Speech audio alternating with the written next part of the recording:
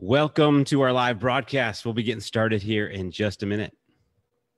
So I've got a great guest today. I'm excited for you guys to meet him.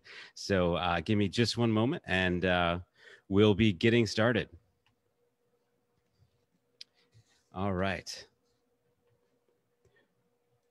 Welcome to the School of Kingdom Writers podcast. My name is Brad Paquette. I'm the director of the School of Kingdom Writers, and I'll be your host today. So thank you so much for listening in. I have an incredible guest for you today. His name is Joshua Bowers Eno. We don't call him that all the time. Most of the time, we just call him Josh Eno. But he's a really unique guest because he is one of our board members, and he's been a board member for a long time, since the founding of the school 3 years ago. But he is also one of our Arche Year students. So I'll let him tell you kind of the motivation and reasons for that in just a moment. But it's unique because we have a really interesting relationship right now, because as a board member, I'm really supposed to do what he says. But as a student, he's really supposed to try his best to do what I say. So it'll be interesting to see kind of how he feels about the school and what his thoughts are on that. Before we go there, I do want to tell you about the Kingdom Writers Guild. So, we've been building the School of Kingdom Writers for a while, and we have this really specific mission to help 12 writers per year absolutely blow their writing careers out of the water. So, they're going to show up for our 2-year program, and we're going to teach them how to write, and we're going to develop them as professionals, and we're going to develop them as ministers, and we're going to see amazing things happen with their spiritual development. And that's our mission. I'm just so intensely focused on these 12 students per year that are going to get those 3 parts of the curriculum. But we also have this call where we want to see big things happen for lots of people. We want to see a transformed media in America, and we really mean that.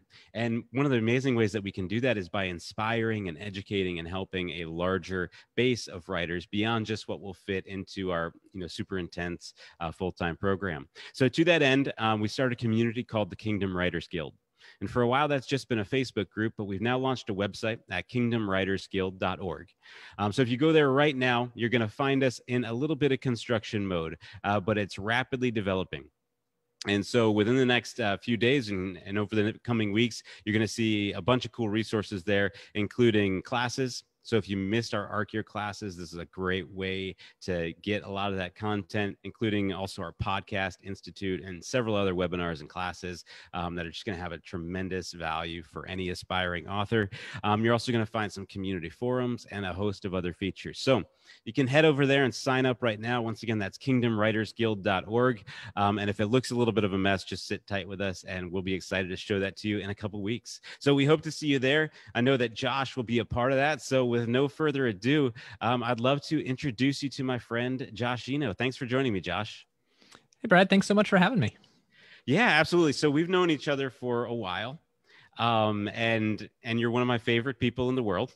And I've made fun of you in the past on opportunities like this because you just have such a pragmatic and realistic perspective that it's a great counterpoint to me. I tend to be like enthusiastic and optimistic, and you always bring this perspective that's like, well, what's reasonable? What can we do like right now, right? Is that fair?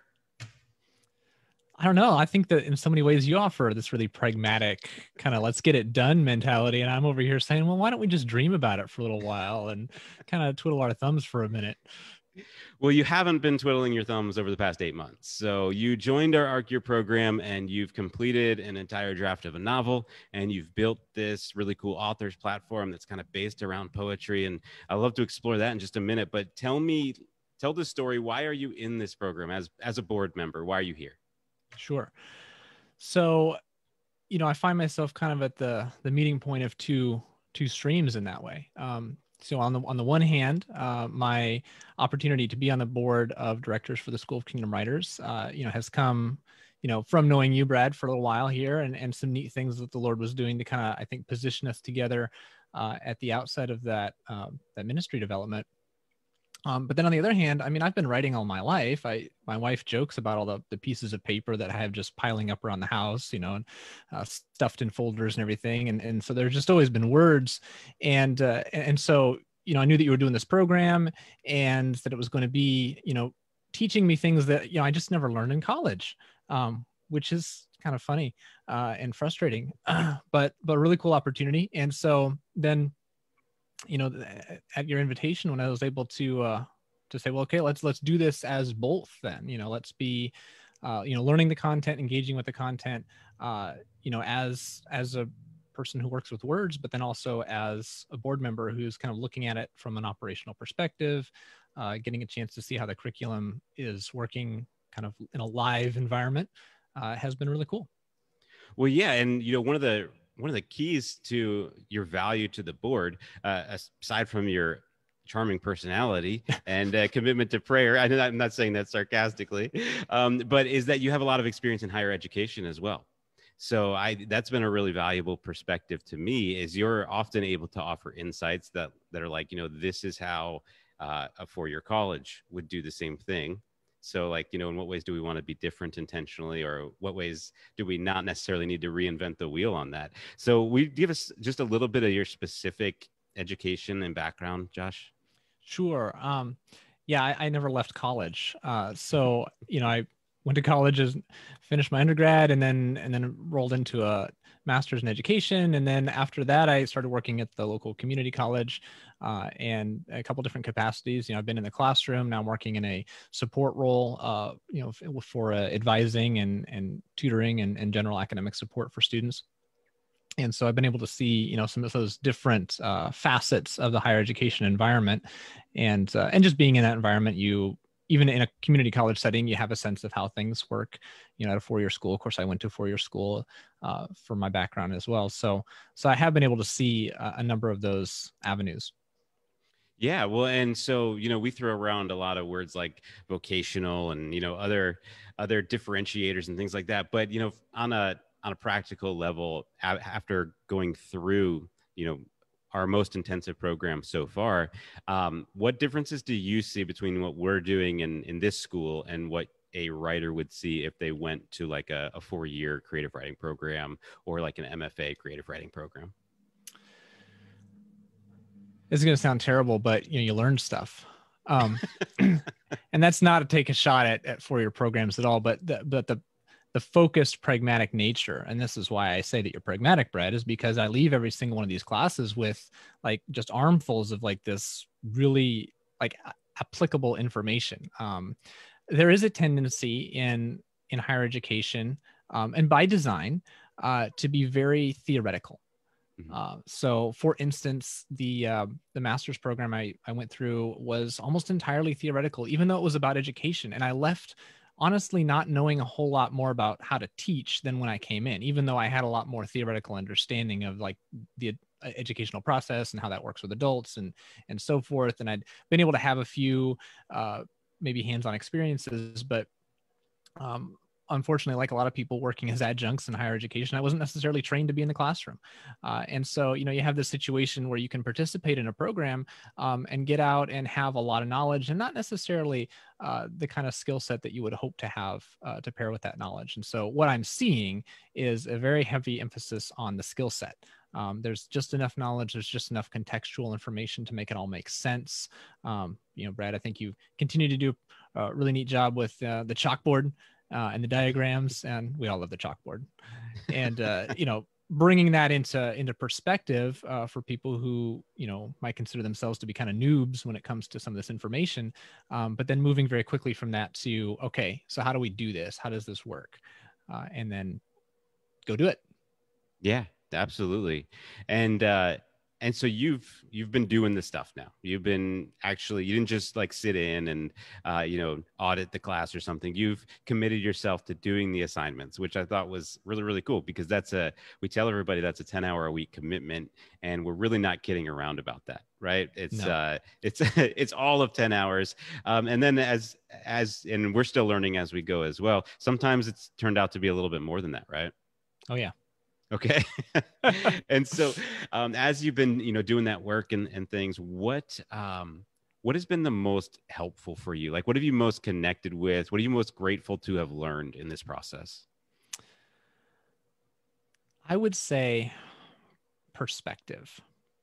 And so what I mean when I say that is that I I mean, I was an English major as an undergrad. I took a few creative writing courses. I have experience with words and with writing, for most of my life. But when it came to kind of considering, well, what does it mean for a person to write? What does that look like outside of, say, publishing and higher education in academic journals and that sort of thing? Because I know what that kind of looks like and how that sort of works. That's not really a direction that I would necessarily want to go in, and certainly not. It's a very specific kind of field. Sure. But what does it mean for somebody to be a writer, and how does that look? And so what you've done really well, Brad, is you've destroyed every sense of like kind of rosy, idealistic, sort of vague, fuzzy sense of what that looks like, and you've replaced it with this very clear, very well defined, and really, frankly, very doable, kind of roadmap of, okay, this is what it is. This is how it works. This is how it's set up. This is how all the pieces work together from start to finish. And, it's just been very enlightening to walk through that process and just be able to say, I'm no expert, obviously, but I understand it. I feel like I understand it. And that's been very empowering. Yeah, that's really cool. It makes me happy to hear you say things like that. And thank you for the compliments. But if you were going to rate yourself now I know you came into this program, partially at least, just to give us that board member perspective on what you're receiving. But kind of playing out the hypothetical that you're going to do this moving forward, how optimistic or confident are you, that if you committed yourself continually to the work, you'd be able to reach your objectives? I think that given the description of things that you've presented and the methods that you presented, I think that if I were to commit myself 100%, 110% to all of that, I don't think there's really any question of arriving there at some point. I mean, it's just, it's almost mechanical, and I don't want to downplay the role of art, the role of inspiration, the role of calling, and all of that. I think that those are some really important intangibles. But when it comes to sort of cranking the gears, I can really see how, if you can crank those gears, then you will get certainly some kind of outcome from that. Yeah, absolutely. And, we of course don't want to disparage art. I love art. I think God gives us art. Writing is absolutely an art form. But I think that is one of the biggest differences between this program and, like, say, an MFA program for creative writers. Like a Master's of Fine Arts begins with that question of what is good art? Right. And I mean, that's really, in a lot of ways, what you're being taught to answer is to define what good art is and to parse that out. And we're really starting with the question of, like, what is the job? And right. how do you do that job? So which elements of the program did you struggle the most to connect with? Like, you really had to make yourself do it, or kind of like work to get there? Honestly, it was the initial parts where you were talking about the novel process. I've never been, when I read, I tend to read nonfiction. I've never been huge into novels. I didn't come into this thinking, I'm going to write a novel necessarily. And so, going through that process, now you did break it down in a way that was very, very understandable. And so, even somebody like me coming in, I really felt, okay, I can do this. And once I had an idea, it was something that I could run with, and it was something that could come together. But I think getting a handle on that initially was a challenge, just because it wasn't something that I was looking for. I think somebody coming in, who just reads novels all the time and who's been doing a lot of like story writing and is really much more embedded in that kind of mode will probably click with it a lot faster. Yeah, that makes sense. And so, as an organization, you've been a part of the board for a while, and we got this particular culture there, like among the board, right? And among how we think about the vision and understand the vision and things like that. And now you've experienced this other half of it, which, it's all one organization, but it's kind of a totally different space to live in as a student there. How has your understanding of, like, the culture of the organization changed over the past 8 months? Yeah. So I think the kind of students who have thrived, and I would say that's based on my observation of the people, I think, who just have been maybe more vocal or just have been more present, say on the platform or on the classes, would be that, I think it attracts folks who have maybe more energy than I do. Definitely a strong sense of being propelled. I think a strong sense of vision, of objective. Um, I generally don't like using like military metaphors because I think they usually backfire. But in some sense, I think that the culture is attractive to students who have almost a kind of military, I don't want to say militant in a bad way, but like the sense of, we're moving towards something, we're ready to engage, willing to see things kind of like a fight or kind of like a struggle, or at least like a challenge. Maybe sports is a better analogy in that. And so maybe that's a better analogy to say that there are the athletes, so to speak, the people who are willing to show up to practice and to do the workouts and to do the training, and they kind of want it, they want the gold. I think that I see that kind of culture there. Yeah, absolutely. I like to use the word radicalized, but Melissa really doesn't like it when I use that word. So. Does conjure a certain image, doesn't it? It does, yeah. But I hear what you're saying. People that, and I think that is a good analogy. Although many of us, myself included, are not athletic. For clarity, just in case there's any confusion there. But yeah, people that are, like you said, willing to show up and do the work and do the practice. And in a lot of ways, every soccer player loves to play the game, right? Like that's the highlight, that's the fun part. But like 95% of the time, that's not what you're doing. You're doing the drills, you're lifting weights, you're controlling your nutrition and all that stuff. So that's a really good analogy. So what did you get out of the Arche Year program aside from like the practical knowledge? Like what else does this thing come with? Well, I mentioned the perspective earlier, which I think is kind of related to that. Really being able to sort of demystify things, I think has a lot of value. Now, for me personally, my experience in the class, so I was part of the weekly, kind of more webinar style classes that you were doing, but I was also part of the usually weekly kind of small group that you had, the cohort. And so, it goes without saying, 2020 was a really weird year. And even especially toward, I think, the end of the year when the class was starting, at least in my neck of the woods, it kind of felt like a time of somewhat increasing isolation, even from over the summer months. And then I had a back injury that happened just out of the blue at the beginning of November. And I was pretty immobilized for about 4 months. I couldn't really do a lot, couldn't really move around very well. And so, I didn't really have a lot else going on. I didn't have a lot of other connections in play necessarily. And so, those weekly, just about weekly Zoom chats were really anchoring for me in a way that I didn't expect to find. And it really became kind of a small group feel for me. And so I think that there's definitely a kind of camaraderie. And I even saw that happening actually in the larger class here recently, where I saw, and maybe because, the people at the actual live class, had kind of become a set of regulars, at that point, start to feel comfortable with each other. Maybe headed toward a small group kind of environment that way, but yeah. But I think that there's a lot of potential for that as well. And, I think that that's true. If we take the athletic metaphor and run with it a little bit, then we can see that, right? If you are on a team with people and you're all kind of suffering through the same things that the coach is having you all do, then, you really do begin to kind of bond that way.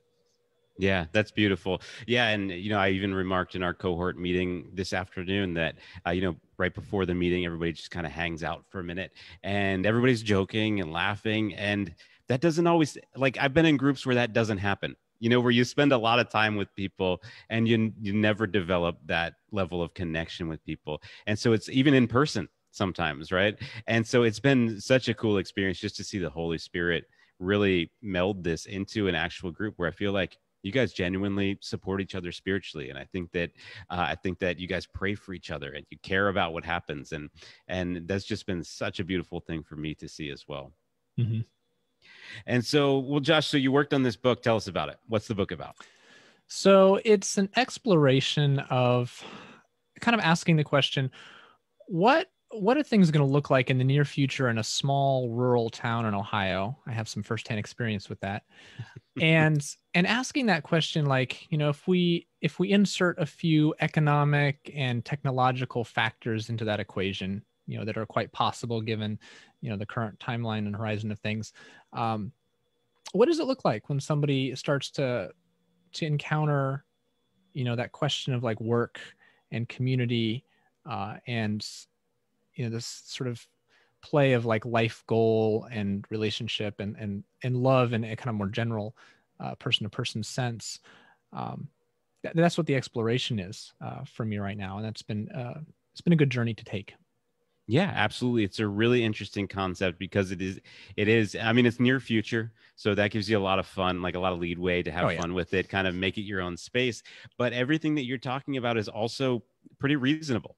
It's like, it's not so far-fetched. It's like, 1984. When was that written? Do you know offhand?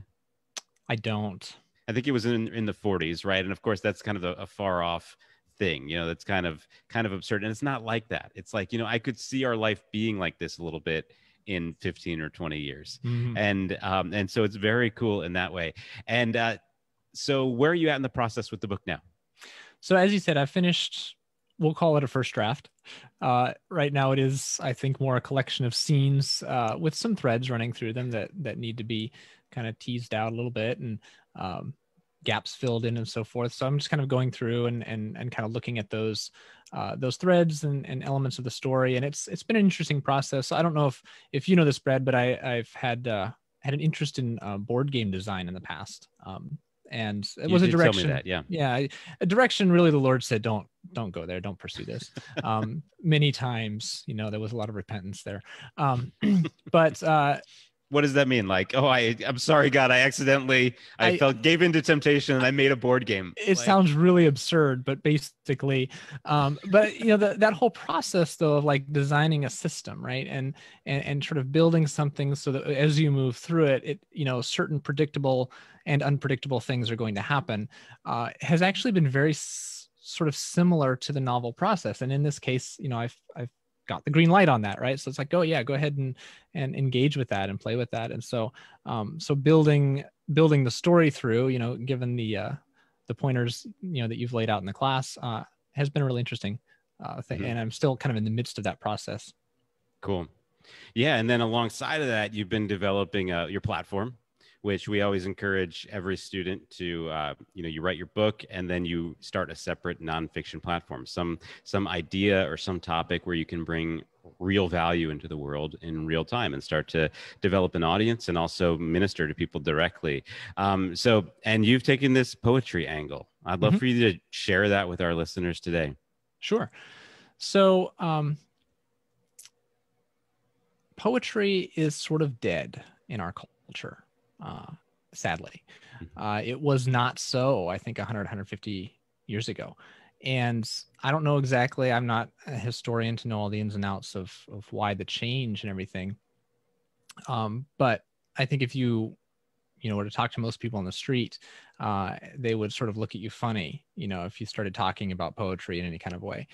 But it's really kind of unfortunate because it's a beautiful art form. It's, extremely old art form, as old as language, for us. It's just been there all the time. And it affords us this expression that we don't get really in any other medium. And so we just need these spaces where we can have poetry. But what's really important about it is that it's right now, the only people really doing poetry are sort of academics, or people who are artists, doing art, and most of the rest of the people aren't really paying any attention to it, for the most part. And so what we really need, I think, is poetry to kind of come back into that everyday experience. Normal people who aren't going to consider themselves to be academics or artists, but armed with some poetry, it can encounter life circumstances in ways that are just very succinct, very, very healthy. And I mean, poetry can do, like any art, it can be good or bad. I mean, you can use it, it's a tool, you can use it for a lot of different things. But I think used well, it can offer a lot of wisdom, a lot of solace, a lot of encouragement just for everyday life. And so I want to bring that to people. Now, it's a lot easier to do with poems that I can reproduce without any legal hassle. So I'm looking at the public domain stuff. So right now, the old stuff, but there's still a lot of good stuff in the old stuff. And I don't think the language is necessarily a barrier. Sometimes, it can be a little bit much. So I'm looking for those pieces that don't have as much of the old time language there, but trying to explain the things that are there for people, and then just give them an opportunity to practice it and to memorize it. And then, looking for those opportunities in life that come up that say, oh, that reminds me of this poem. Let me just, perform that for you right now. And then the idea being that in the midst of everyday life, you can be doing whatever, and you could interject a poem in there, and that could really enrich everybody's day.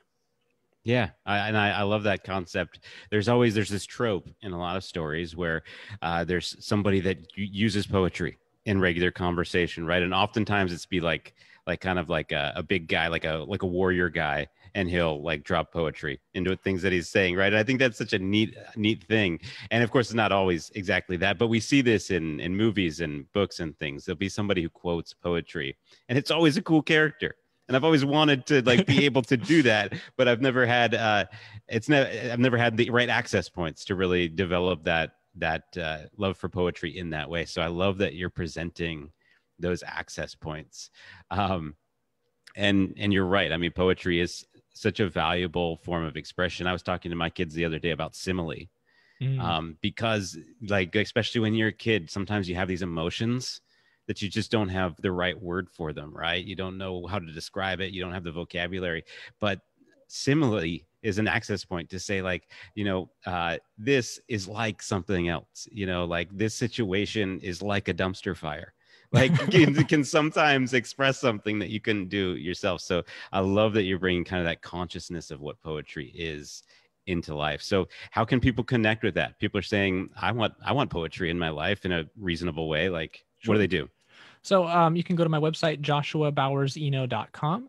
And so you'll find some blog entries there with some poems that I've selected. And if you read any of those posts, you'll be walked through basically everything you need to kind of see the poem, understand the poem, memorize the poem, and be kind of set to kind of look for reasonable opportunities to drop that into a situation.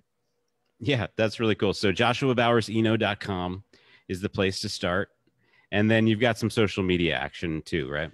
Yeah, so I've been trying to throw on the social media platforms on Facebook and Instagram. There are a lot of great poems out there, a lot of interesting poems, poems that definitely go in different directions, but nonetheless are brilliantly written and that have some beautiful lines. And so I'm taking a really postmodern kind of cut and paste approach there, and say, well, you know what, that line was a good line. I don't know about the rest of the poem, but that line was a good line, and you could put that line on your wall.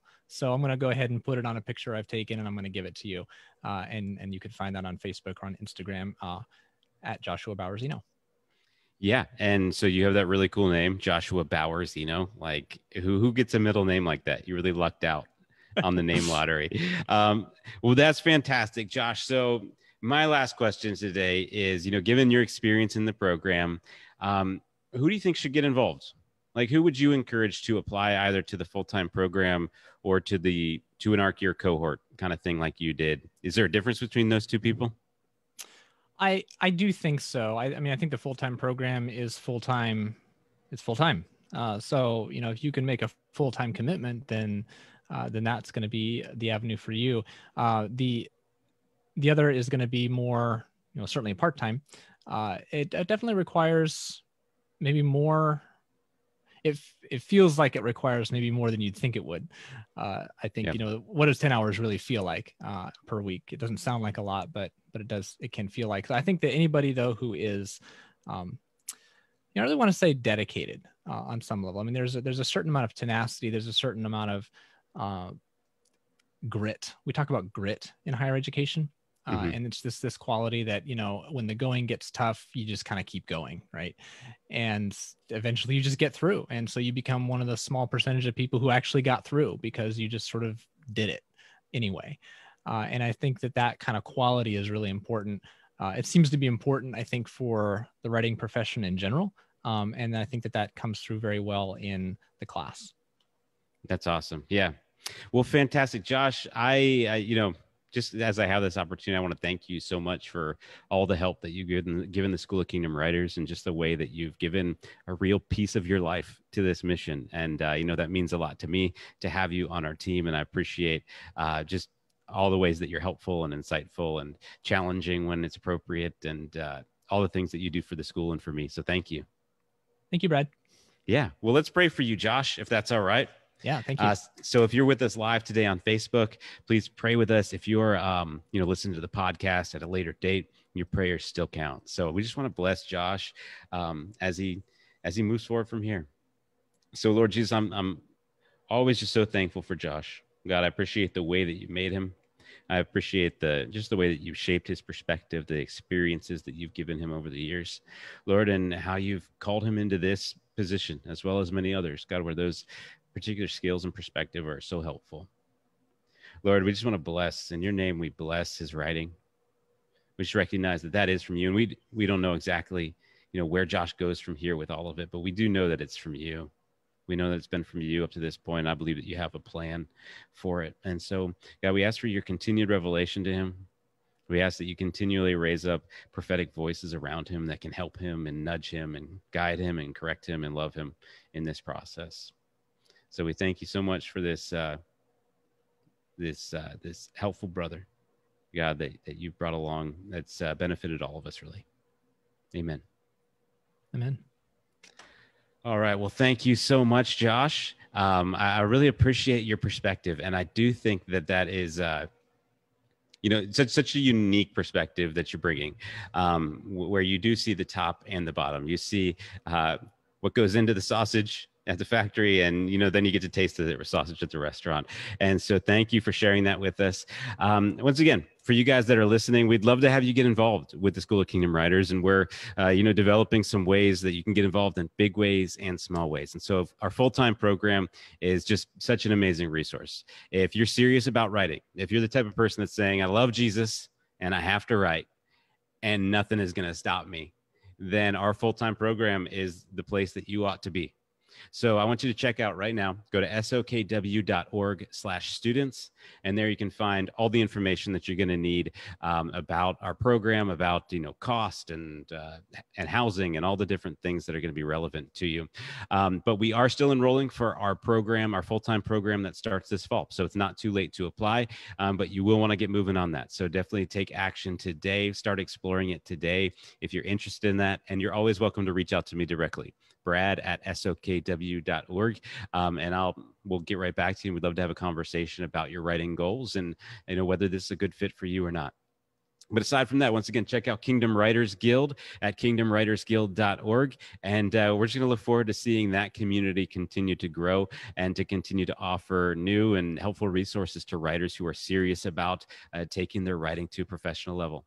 So thank you so much for joining me today. Thank you so much for all the ways that you support the School of Kingdom Writers. And of course, a like or a follow or a subscription or a review on our podcast are always helpful. And we hope that you have a great week and be blessed.